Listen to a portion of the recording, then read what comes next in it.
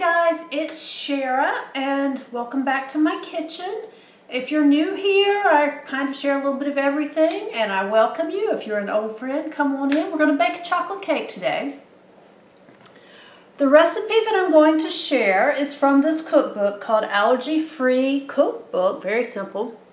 Most of the recipes are things that I can eat. Some of them need a little tweaking. There are a few with nuts that I can't do. But we're going to make a chocolate cake today. And this cookbook is one that my grandson got me for my birthday, I think 2 years ago. So anyway, we're going to make what they're calling an allergy-free birthday cake. We're not doing birthday, we're just making a chocolate cake. So I'm going to show you guys the ingredients. I do have my oven preheating to 350. I'm horrible about remembering to say that. And I'm going to show you guys the ingredients. I am making mine gluten-free, so I'm going to use an all-purpose gluten-free flour blend. But you can make this with self-rising flour, pretty much equal proportions. The only thing I would do is I think I would sift my flour first. It just makes for a fluffier, softer cake. So I'm going to switch you guys around, show you what we've got going on, and this is an easy pull together, you don't even need a mixer out kind of cake. Okay, our ingredients are pretty simple. We need 3 cups of flour. Like I said, you can use all-purpose. If you're going to use cake flour, be sure to add extra leavening. We need 2 cups of sugar, 6 tablespoons of cocoa powder. Hershey's is good, Hershey's Dark is good. This is just the baking cocoa from Aldi's or Aldi. We need, oh, I didn't get the salt out. Let me get the salt. 2 cups of chocolate milk. If you do not do dairy, you can use soy milk in this, and it is delicious with chocolate soy milk. 1/2 cup plus 2 tablespoons of vegetable oil, and I just went ahead and poured my oil in the measuring cup because I use these giant Sam's Club size things. And vanilla. And I forgot to get out the vinegar too, guys. I'm getting slack. So anyway, we're going to need some vinegar too. So I'll be back in just a second to show you what we're going to do. Okay, we're going to start by getting some measuring spoons out. We're going to start by putting our dry ingredients in our large bowl. We're going to need 3 cups of flour. And like I said, you know, use what works for you. I'm going to use Better Batter flour because that's one of my personal favorites. It's a gluten-free blend, but almost any cup for cup blend will work. You may just have to add whatever leavening you need for your flour. So anyway, 3 cups of flour, 2 cups of sugar,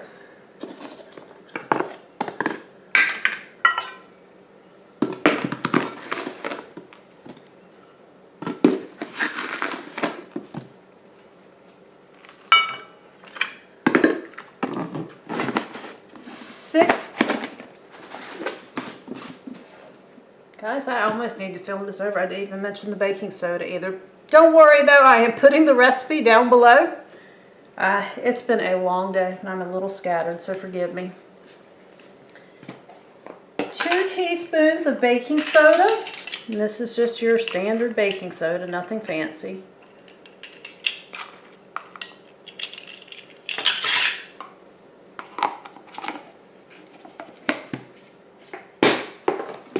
6 tablespoons of cocoa powder.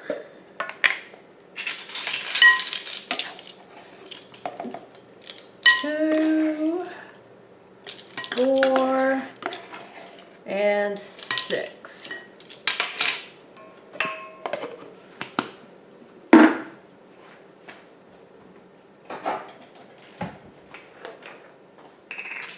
I'm going to put about 1/2 teaspoon of salt. And I add just a tiny bit, even though the recipe doesn't call for it, a tiny bit of cinnamon to this. I add about 1/4 teaspoon because I like the cinnamon mixed with chocolate taste. You could add more, less, none. Really, whatever makes you happy. Now all you're going to do is stir this together good. You see, definitely need a big bowl. And you want to make sure that you get your baking soda mixed around good. There's nothing worse than hitting a bite of baking soda in a baked good. Baking soda or baking powder for that matter. So just mix it, make sure you fold everything up from the bottom kind of thing. And you'll mix it more when you add your wet ingredients, so you don't have to panic. Good. I'm making a mess, guys. So I'm going to set this aside. Now we need our 1/2 cup plus 2 tablespoons of vegetable oil. We need 2 cups of our chocolate milk.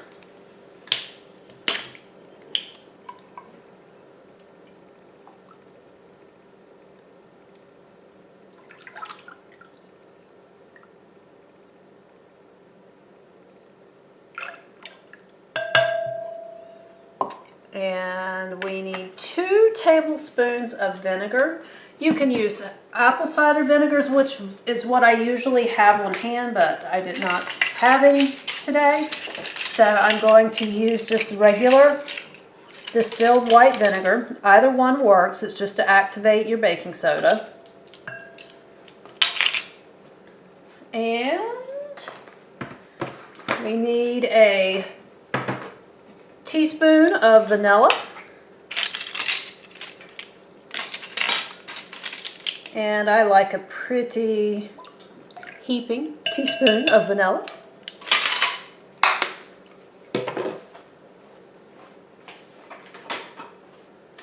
We're just going to whisk this together. That's it. That's it for your wet ingredients. Before I add them to our dry though, I'm going to go ahead and spray my pans. I use 8-inch cake pans. The recipe calls for 9-inch. Sometimes gluten-free cakes especially don't rise as good as one with flour. If you are using a self-rising wheat flour, by all means you can go with a 9-inch and only bake it for about 25 to 30 minutes. I'm going to use a slightly smaller pan and may have to bake mine a little longer. I just do it by the when it's done test. I'm not real good at timing them. So at this point, we're going to take and literally stir in our wet ingredients. This is kind of a version of a Depression era chocolate cake, or a wacky cake, some people call it. Doesn't use eggs, so it's a good pantry staples kind of thing. You can make it with powdered milk and water. Soy milk. So really it's kind of a truly a very versatile type recipe. So we mix this up good. Make sure you get all the stuff from the bottom. You see it's making a nice thick cake batter. Get a good workout for my arms here.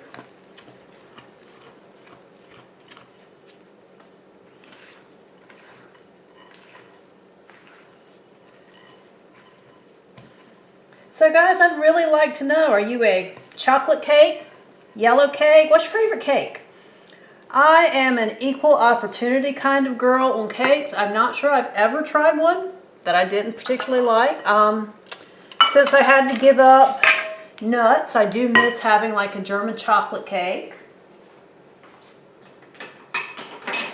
which is something that I used to love, and I used to love carrot cake with pecans, or pecans if you prefer. Where I'm from, we all say pecans.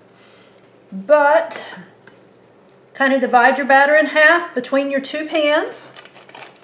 I don't know if you can see what I'm doing or not. Sorry, let me move this bowl some.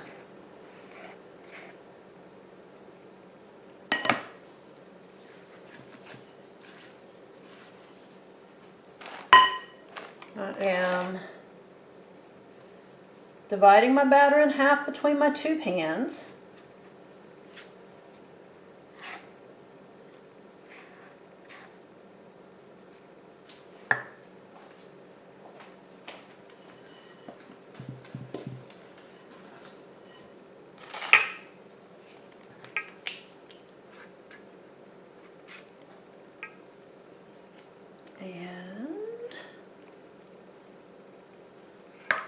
I'm going to scrape the last of it out because you don't need to waste chocolate cake batter, right? I'm going to get another spatula and just kind of spread this out.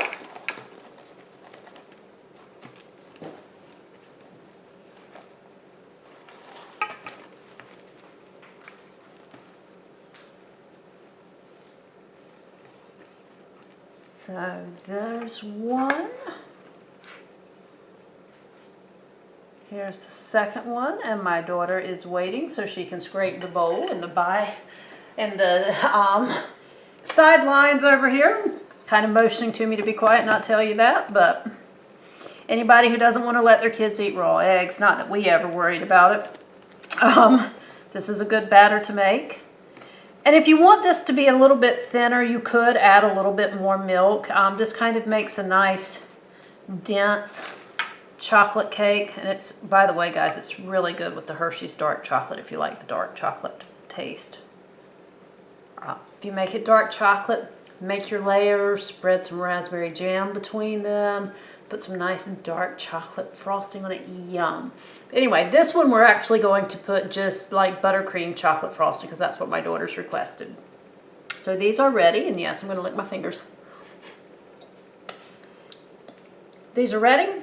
I'm going to pop them in the oven, and I'll bring you back when they're done, and we'll cool them for 10 minutes in the pans on a rack, and then we'll flip them over and let them finish cooling. So see you guys in just a little bit. Guys, while that is baking, it dawned on me, I really didn't explain to you how to make this if you aren't making it gluten-free. So let me tell you what you need. You need 3 cups of regular all-purpose flour. And then to that, you're going to add your 2 teaspoons of baking soda, and you're going to want to add 1 teaspoon of salt. Whisk that together good, and then just use it with your other dry ingredients, and completely non-gluten-free type cake, so it works both ways. We've tried it both ways in the past. I've made it with flour for my family, and they liked it. Making it gluten-free so I can have a slice too. And I will post directions underneath. I feel like I'm a little scattered in this video, so I apologize. But everything will be down below. This is a really easy recipe. It's a good recipe, and it's also, if you are a pantry storage person, this is a great pantry cake recipe. So anyway, that's got to cook for at least 25 to 30 minutes, and I'll be back, and I guess I'll show you a little later when I frost it.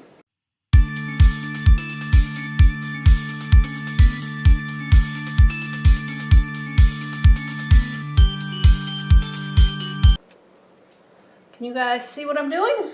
Okay, our cake has been cooling. We've got nice layers here. We did opt, instead of making a, just a chocolate buttercream, we made a cream cheese chocolate frosting. It is basically a stick of softened butter, the cubes, I can't remember the amount in it, of cream cheese softened as well. Whip those together really well, and then you add, I think I did about 5 or 6 tablespoons of chocolate, of cocoa powder specifically. May not have even been quite that much, maybe it was about 4 tablespoons. And then when you have that ready, you work in slowly 3 sifted cups of powdered sugar, and that's it. It's a very fluffy frosting. The big thing is if you're making it in advance, like you do with all cream cheese frosting, you will need to refrigerate it unless you've got a cool place to store it. And all I'm doing is going to frost our cake.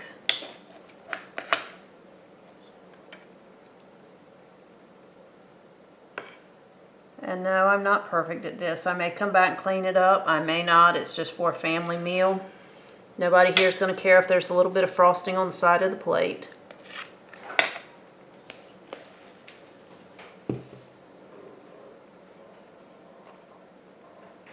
If you are transporting this, you'll probably want to put a few toothpicks in between the layers, you know, just to keep it from sliding around.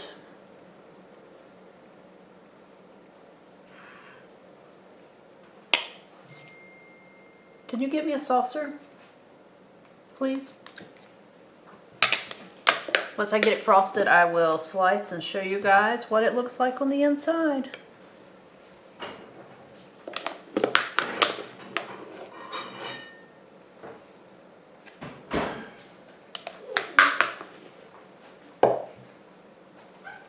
Thank you.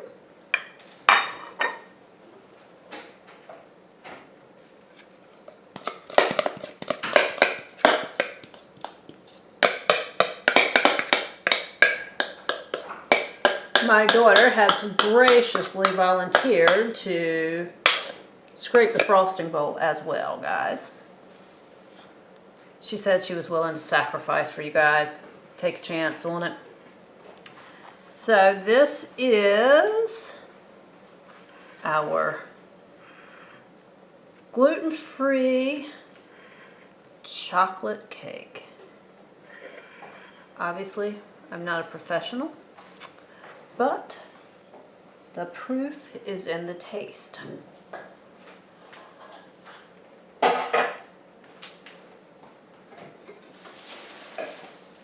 So we are going to cut this thing and let you guys see how it looks. Maybe I can cut it without making too big of a mess.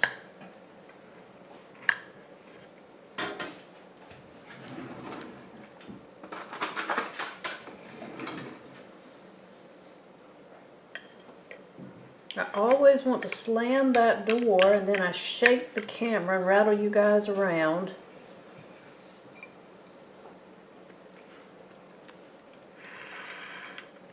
So, that is the inside of the cake. And this is what it looks like. And I apologize, it's starting to get dark in here. So this is your cake. Nice, dense, but not a good crumb to it. It's not, it's like a wacky cake, really, or a Depression era cake, so there's not a lot of egg in it. And see if I can get out of the light. That is how it looks on the inside. Hope you guys enjoyed this. If you get a chance to try it, let me know. And